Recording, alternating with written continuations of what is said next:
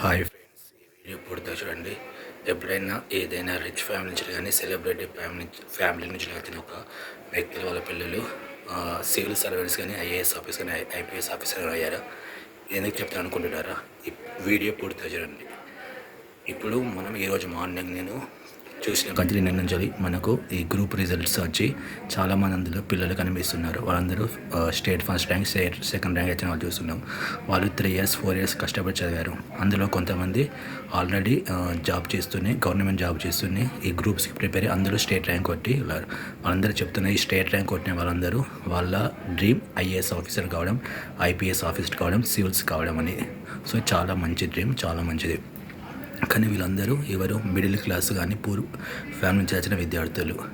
వీళ్ళందరూ ఒక 3 సంవత్సరాలు కష్టపడి, ఒక విద్యార్థి అయితే చెబుతున్నాడు 3 సంవత్సరాలు తను యూట్యూబ్లో వీడియోలు చూసి నేర్చుకుని ప్రాక్టీస్ చేశాను. ఇప్పుడు తను ఈ గ్రూప్లో నెంబర్ 1 ర్యాంక్ ఇచ్చాను. తను ఈ గ్రూప్ 2 జాబ్ కాకుండా తను సివిల్స్ అంటే ఐపీఎస్ జాబ్, ఐఏఎస్ జాబ్ చేయాలనుకున్నాడు. ఇంకొక తను చెప్తుంది వాళ్ళ హస్బెండ్ సహకారంతో తను 3 years ప్రాక్టీస్ చేశానంటుంది.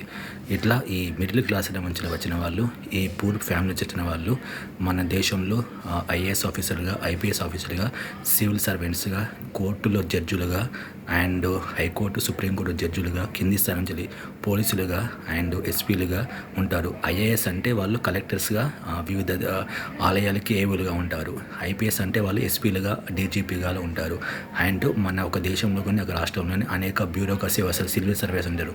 డిప్యూటీ కలర్లు, డిప్యూటీ ఎస్పీలు, సివిల్ సర్వెంట్స్, కమిషనర్లు అండ్ ఎంఆర్ఓలు, తహసీల్దారు, వీళ్ళందరూ రాష్ట్ర ప్రభుత్వానికి సంబంధించిన, కేంద్ర ప్రభుత్వం సంబంధించిన ఎగ్జామ్స్ రాసి ప్రిపేర్ అయ్యి కొన్ని సంవత్సరాలు కష్టపడి వీళ్ళందరూ అవుతారు. సో మన దేశంలో కానీ మన రాష్ట్రంలో కానీ IAS officers, IPS officer, all civil, public servant, all government employees, all categories ఉద్యోగులు, జడ్జులు, కోర్టులోని జడ్జులు, వీళ్ళందరూ మిడిల్ క్లాస్ ఫ్యామిలీ నుంచి, మధ్యతరగతి కుటుంబం నుంచి కానీ, పూర్ ఫ్యామిలీ నుంచి కానీ, పేదవాళ్ళు కానీ వస్తారు. వాళ్ళు ఆ స్థాయి నుంచి పైకి ఎదిగి ఒక సుప్రీంకోర్టు జడ్జి వారు కానీ, ఒక డీజీపీ వారు కానీ, ఒక పెద్ద ఐఏఎస్ ఆఫీసర్ కిరణ్ బేడి స్థాయికి వారు కానీ, ఒక చీఫ్ మినిస్టర్కు పర్సనల్ సెక్రటరీగా వెళ్తారు. ఇదంతా మధ్యతరగతి పేద స్థాయి నుంచి వస్తారు. నేను ముందుగా చెప్పినట్టు మన రాష్ట్రంలో కానీ, మన దేశంలో కానీ చాలా పెద్ద సెలబ్రిటీస్ ఉన్నారు, ధనవంతులు ఉన్నారు, చాలా రిచ్ పీపుల్ ఉన్నారు, చాలా పెద్ద వ్యాపారాలు చేస్తున్న వాళ్ళు ఉన్నారు. వాళ్ళ పిల్లలు ఎప్పుడైనా ఒక సివిల్ సర్వెంట్ అంటే ఐఏఎస్ ఆఫీసర్ కానీ, ఐపీఎస్ ఆఫీసర్స్ కానీ వాళ్ళు ఇలా ప్రాక్టీస్ చేశారా? వాళ్ళు వాళ్ళ ఫాదర్ స్థాపించిన వృత్తులలో సినిమాలు కానీ, వాళ్ళ వ్యాపారాలు కానీ, వాళ్ళ ఐటీ కంపెనీలు కానీ వాళ్ళు చేసుకుంటారు. కానీ వాళ్ళు ఈ సివిల్స్ కానీ, ఈ గవర్నమెంట్ జాబులలోకి రారు. ధనవంతుల పిల్లల్ని, సెలబ్రిటీస్ పిల్లల్ని తక్కువ చేసి చూపడం కాదని వాళ్ళు ఎందుకో ఈ ఫీల్డ్లో రావడానికి ఇష్టపడరు. అండ్ మధ్యతరగతి నుంచి వచ్చిన పేదవాళ్ళు ఈ సివిల్ సర్వెంట్స్గా ఒక చిన్న స్థాయి నుంచి పెద్ద స్థాయికి, ఒక ఐఏఎస్ ఆఫీసర్, ఐపీఎస్ ఆఫీసర్ నుంచి ఆయన యొక్క పెద్ద పదవులు చేస్తారు. వీళ్ళు దేశానికి నిర్మాణంలో, రాష్ట్ర నిర్మాణంలో వాళ్ళ కాంట్రిబ్యూషన్ చాలా ఉంటుంది.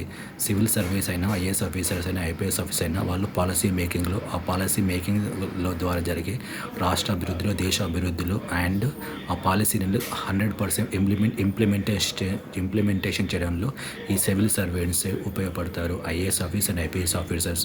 నాకు తెలిసినంత వరకు ఒక రాష్ట్ర జనాభాలో 1% రాష్ట్ర ప్రభుత్వానికి చెందిన ఉద్యోగులు ఉండాలి. వాళ్ళని పబ్లిక్ సివిల్ సర్వెంట్ అంటారు. ఇందులో ఐఏఎస్ ఆఫీసర్స్, ఐపీఎస్ ఆఫీసర్స్కి మినహాయింపు ఉంటుంది. అండ్ ఇవి కాక కేంద్ర ప్రభుత్వానికి సంబంధించిన ఉద్యోగులు కూడా ఉంటారు. వీళ్ళు అందరూ సివిల్ సర్వెంట్ కిందకి వస్తారు. IAS officers, IPS officers, deputy collectors and తహసీల్దార్స్, కమిషనరేట్స్ అండ్ ఎంఆర్ఓలు అండ్ ఈ ఫీల్డ్ అసిస్టెంట్, వీళ్ళందరూ కలిసి సివిల్ సర్వెంట్, పబ్లిక్ సర్వెంట్కు వీరు పబ్లిక్ కోసం సేవ చేస్తారు. వీళ్ళలో మ్యాక్సిమం అందరూ ఒక మిడిల్ క్లాస్ ఫ్యామిలీ నుంచి కానీ, ఒక మధ్యతరగతి ఫ్యామిలీ నుంచి కానీ కఠోర శ్రమతో 3 సంవత్సరాలు, 4 సంవత్సరాలు, 2.5 సంవత్సరాలు ఈ నోటిఫికేషన్ ఎప్పుడు పడుతుందా అని వెయిట్ చేసుకుంటూ లైబ్రరీస్కి వెళ్ళి మార్నింగ్ నుంచి ఈవినింగ్ వరకు చదువుకొని అండ్ యూట్యూబ్లలో ప్రాక్టీస్ కోర్సులు చేసి చాలా కష్టపడి వీళ్ళు ఆ పదవులను పొందుతారు, ఆ ఉద్యోగాలు సాధించుకుంటారు. ఇది IAS officers, IPS officers and మిగతా all public civil servant and వాళ్ళు ఎలా వాళ్ళ కెరీర్ను, వాళ్ళ ఉద్యోగాలను ఈ ప్రాక్టీస్ ద్వారా కానీ కఠోర శ్రమ ద్వారా కానీ పొందుతున్న దాని గురించి. వాళ్ళు ఉద్యోగం పొందిన తర్వాత అక్కడే ఉండకుండా వాళ్ళు ఇంకా వాళ్ళ అత్యున్నత స్థానానికి వెళ్ళడానికి మళ్ళీ ఇంకా కష్టపడతారు. సో వీళ్ళు దేశ నిర్మాణంలో, రాష్ట్ర నిర్మాణంలో చాలా ఉపయోగపడతారు. ముఖ్యంగా కొంతమంది ఐఏఎస్ ఆఫీసర్స్ అయితే పాలసీ మేకింగ్లో ఉపయోగపడతారు. మన బార్డర్లో జరిగే కొన్ని డిస్ప్యూట్స్ ఐఏఎస్ ఆఫీసర్స్ వాళ్ళు ఒక కమిటీగా ఏర్పరిస్తే వాళ్ళు సాల్వ్ చేస్తారు. కొన్ని ఇష్యూస్ అన్నీ ఒక కమిటీలో ఏర్చేసి వాళ్ళ ద్వారా సాల్వ్ చేస్తారు. శ్రీకృష్ణ కమిషన్ కానీ, తెలంగాణ ఉద్యమం అప్పుడు రకరకాల కమిషన్స్ వేసి వీళ్ళలో ఐపీఎస్ ఆఫీసర్స్ని ఐపీఎస్ ఆఫీసర్గా వేసి వాళ్ళని చేస్తారు. ఈ పాలసీస్ మేకింగ్స్ వల్ల మన దేశానికి ఎడ్యుకేషన్ విధానంలో కానీ, హెల్త్ విధానంలో కూడా అనేక మార్పులు వస్తాయి. ఇవన్నీ ప్రభుత్వాలు పరిగణలోకి తీసుకు పాలసీస్ మేక్ చేస్తాయి. దాని ద్వారా ఆ పాలసీస్ మేక్ చేసిన తర్వాత మళ్ళీ వాటిని ఇంప్లిమెంటేషన్ చేసేది ఈ సివిల్ పబ్లిక్ సర్వెంట్సే, ఈ ఐఏఎస్ ఆఫీసర్స్, ఐపీఎస్ ఆఫీసర్, ఈ కలెక్టర్లు, ఎస్పీలే. సో వీళ్ళందరూ మన దేశానికి, మన రాష్ట్రానికి ఎంతగానో ఉపయోగపడతారు. ఈ సివిల్ సర్వెంట్స్ అన్నవాళ్ళు నాకు తెలిసినంతవరకు అందరూ చాలా సాధారణ స్థాయి నుంచి వస్తారు. సో ఇది వాళ్ళకు సంబంధించిన స్టోరీ, వాళ్ళకి సంబంధించిన బ్యాక్గ్రౌండ్. సో నాకు ఎప్పటి నుంచో ఒక అబ్జర్వేషన్లో నేను చెప్తున్నారు, మ్యాక్సిమం ఈ సివిల్ సర్వెంట్స్ కానీ, ఐపీఎస్ ఆఫీసర్ కానీ, ఐఏఎస్ ఆఫీసర్ కానీ, ఈ కోర్టులో పనిచేసే సుప్రీంకోర్టు జడ్జి కాంచెలి, హైకోర్టు జడ్జి కాంచెలి, జిల్లా కోర్టు జడ్జిలు కాంచెలి కానీ అందరూ మధ్యతరగతి మిడిల్ క్లాస్ నుంచి వస్తారు.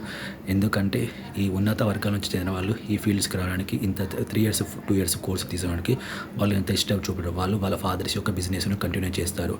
కానీ మన పేద పిల్లలు కానీ, మధ్యతరగతి పిల్లలు కానీ ఇలాంటి చిన్న పనులు కష్టపడి ఈ బీటెక్ జరిగిన తర్వాత, వాళ్ళ ఎంబీబీఎస్ తర్వాత, వాళ్ళ డిగ్రీ తర్వాత ఈ కోర్సులలోకి వెళ్ళి తెలంగాణలో కానీ వివిధ దేశంలో ఎక్కడైనా కోర్సులలోకి వెళ్ళి యూట్యూబ్ ద్వారా కానీ శిక్షణ తీసుకొని ఇట్లా ఐఏఎస్ ఆఫీసర్, ఐపీఎస్ ఆఫీసర్ దేశానికి, రాష్ట్రానికి ఎంతో అభివృద్ధి చేయడంలో కృషి పెడతారు.